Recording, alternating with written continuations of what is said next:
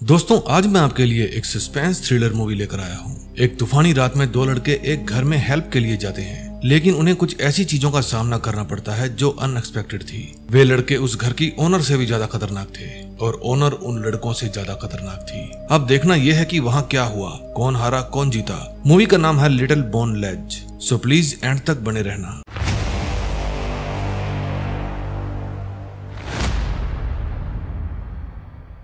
Movie की शुरुआत में हम एक बूढ़ी औरत को देखते हैं। वो एक रूम को अच्छे से लॉक लगा रही थी। उसके साथ उसके घर में उसकी बेटी मैसी और उसका हस्बैंड रहता था। आज उसके हस्बैंड का बर्थडे था। कुछ साल पहले उसके हस्बैंड का एक्सीडेंट हो गया था। इसी कारण वो चल फिर नहीं सकता था और उसे समय समय पर दवाई भी देनी पड़ती थी। रोज अपनी फैमिली को लेकर बहुत केयरी थी।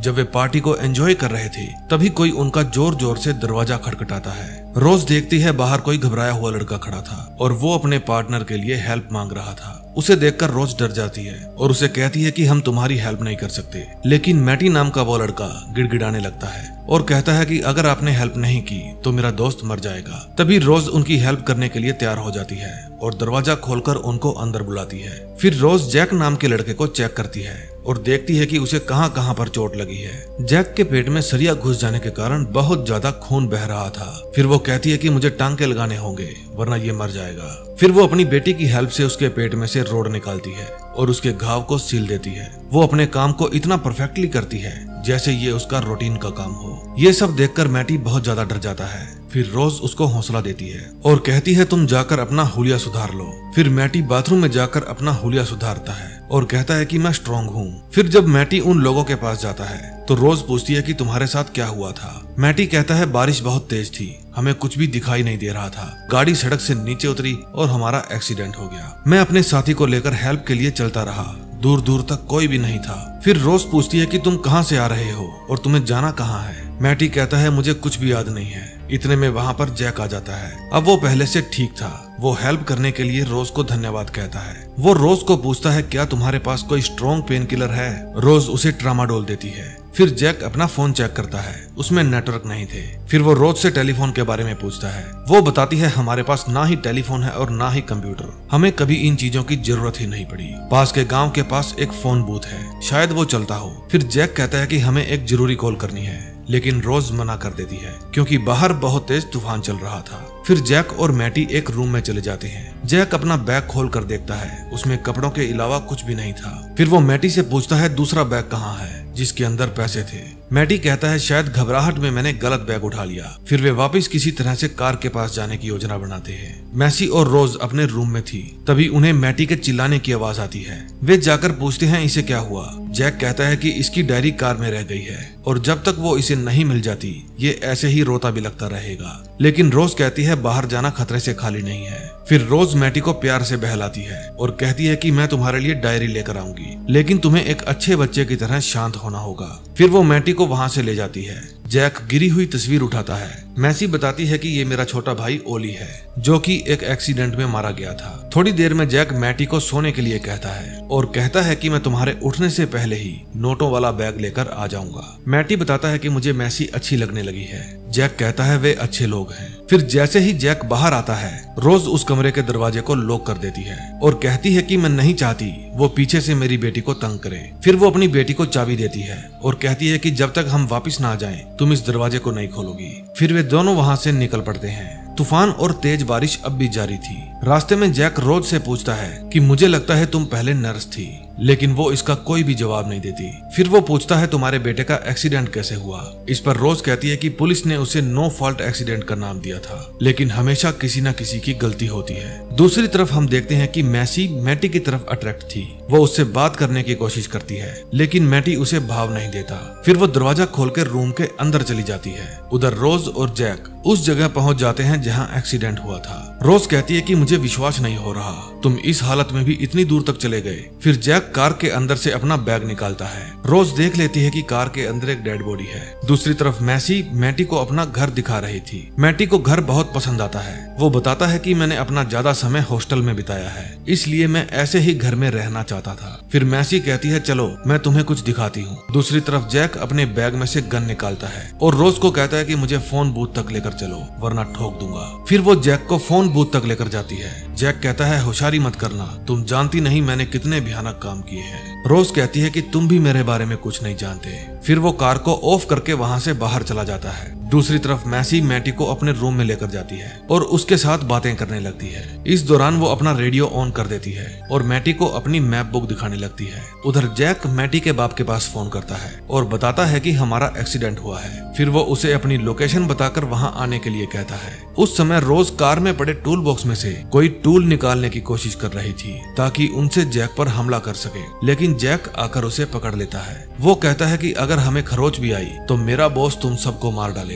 रोज कहती है देखते हैं कौन किसको मारता है। उधर मैसी और मैटी दोनों गप्पे लड़ा रहे थे। तभी रेडियो पर न्यूज सुनाई देती है। कुछ हथियारबंद लोगों ने कल रात एक डकैती को अंजाम दिया। ये न्यूज सुनकर मैटी घबरा जाता है और रेडियो को तोड़ देता है। उसे देखकर मैसी कहती है कि तुम्हें वापस रूम में जाना होगा, अगर मेरी माँ आ गई तो बहुत बड़ी गड़बड़ हो जाएगी। कुछ ही देर में जैक और रोज घर पहुंच जाते हैं। घर आकर जैक मैसी को कहता है कि मैटी को बाहर निकालो। फिर वो मैटी को कहता है कि तुम्हारे पापा हमें लेने आ रहे हैं। फिर वो उन सबको एक रूम में लेकर जाता है और कहता है कि सब लोग चुपचाप यहाँ पर बैठो, बस आज रात की बात है, कल सुबह हम यहाँ से चले जाएंगे। रोज कहती है कि मुझे अपने हस्बैंड को दवा देनी है। फिर जैक मैटी को रोज के साथ भेजता है। वहाँ रोज उसे भड़काने की कोशिश करती है और कहती है कि तुम्हारा भाई तुमसे बिल्कुल भी अच्छा बर्ताव नहीं करता। इतने में वहाँ पर पुलिस आ जाती है। जैक रोज को कहता है कि जाकर उस पुलिस वाले को संभालो वरना मैं मैसी को ठोक दूंगा। फिर रोज जाकर दरवाजा खोलती है। पुलिस वाला अंदर आने के लिए पूछता है। पुलिस वाला कहता है कल रात डकैती हुई है, सूत्रों से पता चला है कि लुटेरे इसी साइड आए हैं, क्या मैं अंदर आकर चेक कर सकता हूँ? जब पुलिस वाला रोज के हस्बैंड को देखता है तो पूछता है क्या इस घर में आप दोनों ही रहते हैं? रोज कहती है हाँ, हमारा एक बेटा था, वो इस दुनिया से जा चुका है। फिर पुलिस वाला उसे एक कप कॉफी लाने के लिए कहता है। जब उसकी नजर दीवार पर लगी फोटो पर पड़ती है तो वो उस फोटो को निकालकर जेब में डाल लेता है। तभी रोज का हस्बैंड पुलिस वाले को कुछ बताने की कोशिश करता है। इतने में वहाँ पर रोज आ जाती है और कहती है कि इनका दवाई का समय हो गया है। फिर वो पुलिस वाले को बाहर छोड़ने के लिए जाती है। पुलिस वाला पूछता है तुम्हारे बेटे का क्या नाम था? रोज कहती है ओली। फिर वो रोज को वो फोटो दिखाकर पूछता है तो ये कौन है? ये फैमिली कुछ साल पहले गायब हो गई थी। इस आदमी की पत्नी का नाम बेला था, जो कि तुम तो बिल्कुल नहीं हो। इतने में उसका हस्बैंड बाहर आ जाता है और वो उसे देखकर भागकर अंदर जाती है। इतने में वहाँ पर जैक आता है और पुलिस वाले के ऊपर हमला कर देता है। उन दोनों में हाथापाई होने लगती है। इस दौरान मैसी भी मैटी को बेहोश कर देती है। उधर पुलिस वाला जैक के ऊपर भारी पड़ जाता है। वो उसको गला दबाकर बेहोश कर देता है। इतने में वहाँ पर रोज आ जाती है और उस पुलिस वाले को ठोक देती है। फिर वो अपने हस्बैंड को बेहोशी का इंजेक्शन देती है। मैसी पूछती है आपने पुलिस वाले को क्यों मारा? रोज कहती है वो तुमको मुझसे छीनने वाला था। फिर वो जैक और मैटी को बेसमेंट में ले जाकर बांध देती है और बाहर आकर वो अपनी बेटी को कहती है कि तुम्हें मेरी हेल्प करनी होगी वरना यहाँ पर बहुत सारे पुलिस वाले आ जाएंगे और हालात बेकाबू हो जाएंगे। फिर वे बॉडी को कार में रखकर वहाँ से चले जाते हैं। इतने में बेसमेंट में जैक को होश आ जाता है। वो मैटी को जगाता है। फिर वो आसपास कोई ऐसी चीज ढूंढता है जिससे अपने हाथ की हथकड़ी खोल सके। उधर रोज बॉडी को एक्सीडेंट वाली जगह पर ले जाती है और इस तरह का सीन क्रिएट करने की कोशिश करती है जैसे लुटेरे और पुलिस दोनों में फायरिंग हुई है। उधर बेसमेंट में जैक एक टूल उठा लेता है और उसके जरिए अपनी हथकड़ी तोड़ने की कोशिश करता है। उधर मैसी अपनी मॉम से पूछती है कि पुलिस वाले आपको मुझसे दूर क्यों करेंगे? रोज कहती है दुनिया बड़ी ही क्रूर है। बेसमेंट में मैटी जैक को अपनी पॉकेट में से नाइफ निकाल कर देता है। फिर उसकी हेल्प से जैक दीवार में से पूरे बोर्ड को ही उखाड़ देता है जिसके ऊपर हथकड़ी बंधी थी। फिर वो वहाँ पर पड़े टूल्स में से एक कटर उठाता है और अपनी हथकड़ी को काट लेता है। उसके बाद वे बेसमेंट से बाहर निकलने की कोशिश करते हैं लेकिन वहाँ पर लॉक लगा हुआ था। फिर वे कोई दूसरा रास्ता खोजते हैं। उन्हें एक और रास्ता दिख जाता है और उसके जरिए वे वहाँ से बाहर चले जाते हैं।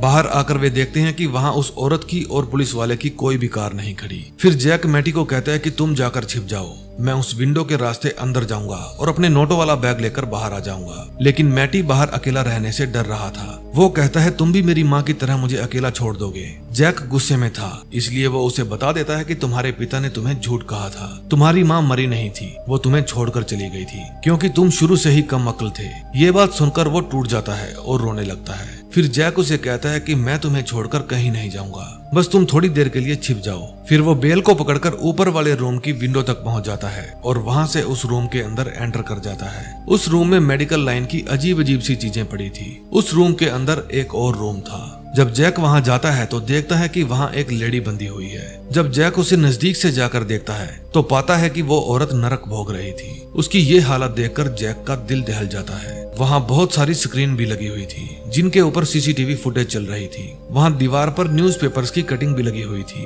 जैक उनको देखकर समझ जाता है कि रोज की कार का एक्सीडेंट इनकी कार के साथ हुआ था। मैसी और वो अपाहिज रोज के नहीं बल्कि इस औरत की फैमिली थे। रोज ने अपने बेटे और अपने हस्बैंड को खो दिया था, इसलिए वो उन दोनों मियाँ बीबी को सजा दे रही थी और उसकी बेटी को अपने बेटे की जगह पाल रही थी। फिर वो औरत जिसका नाम बेला था पुलिस बुलाने के लिए कहती है, लेकिन जैक पुलिस को नहीं बुला सकता था क्योंकि वो खुद एक अपराधी था।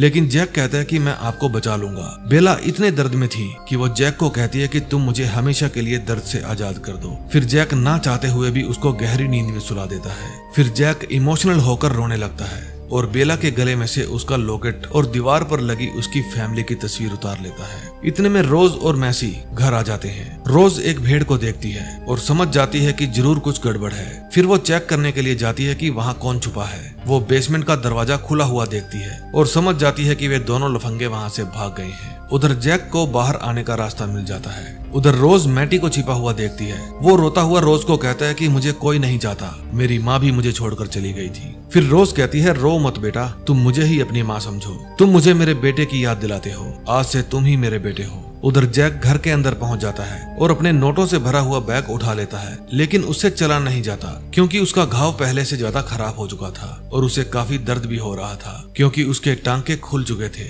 इतने में वो देखता है कि मैसी दरवाजा खोलकर अंदर आ चुकी थी। फिर जैक उसे पकड़ लेता है। बाहर से रोज लाइट ऑफ कर देती है। जैक मैसी को उसके बाप के कमरे में ले जाता है और कहता है कि तुम्हारा नाम जेनी है। फिर वो उसे सारी सच्चाई बता देता है। मैसी को उसकी बात पर बिल्कुल भी विश्वास नहीं था। फिर वो उसको लॉकेट और उसकी फैमिली की तस्वीर देता है। मैसी को अपनी माँ का चेहरा कुछ कुछ याद था, इसलिए वो रोने लगती है। फिर जैक उसे कहता है कि अगर इस नर्क से निकलना चाहती हो तो तुम्हें मेरे साथ चलना होगा, वरना तुम्हें जिंदगी में कभी भी ऐसा मौका दोबारा नहीं मिलेगा। मैसी मान जाती है और अपने फादर को लेकर जैक के साथ जाने लगती है। फिर जैक मैटी को ढूंढने के लिए जाता है, लेकिन वो उसे नहीं मिलता। फिर वो वापस घर के अंदर जाकर मैटी को ढूंढता है। मैटी कहता है कि मैं नहीं जाऊंगा। इतने में रोज आकर जैक पर गोली चला देती है। गोली जैक को छू कर निकल जाती है। रोज कहती है, तुम भी यहाँ पर मेरा बेटा बनकर रह सकते हो, मेरा दिल बहुत बड़ा है। फिर जैक छिपकर रोज के ऊपर हमला कर देता है। वो उसे मारने ही वाला था, लेकिन मैटी उसे ऐसा करने नहीं देता। उसके अंदर का मर्द जाग जाता है और वो जैक को पीट देता है। मैटी का फादर भी इस घर की तरफ ही आ रहा था। उधर मैसी जैक को सहारा देकर घर से बाहर निकाल कर ले जाती है।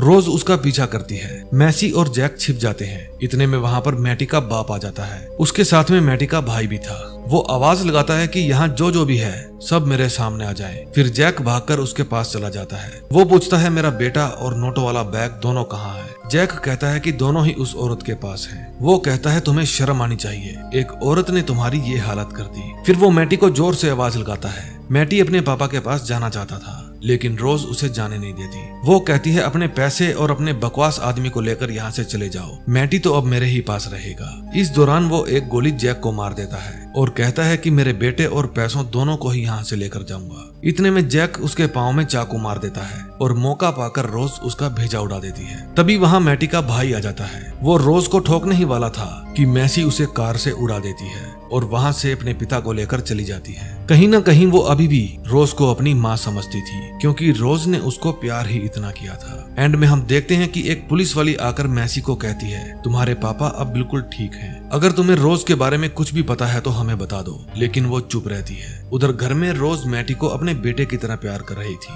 और सीसीटीवी की तरफ देखकर जैक को दिखा रही थी कि हम लोग कितना खुश हैं। अब उसने बेला की जगह पर जैक को बांध कर रखा हुआ था, अपनी फैमिली बर्बाद करने के जुर्म में। अब वो जैक को सजा दे रही थी। इसी के साथ इस मूवी का एंड हो जाता है। दोस्तों, इस मूवी को देखकर आपके मन में जो भी विचार आ रहे हैं प्लीज उन्हें कमेंट में लिखें और बताएं कि आपको इस मूवी में किसका कैरेक्टर अच्छा लगा और किसका कैरेक्टर बुरा। मैं आपके हर कमेंट का जवाब दूंगा। मिलता हूँ नए दिन नई स्टोरी के साथ। Till then, bye bye.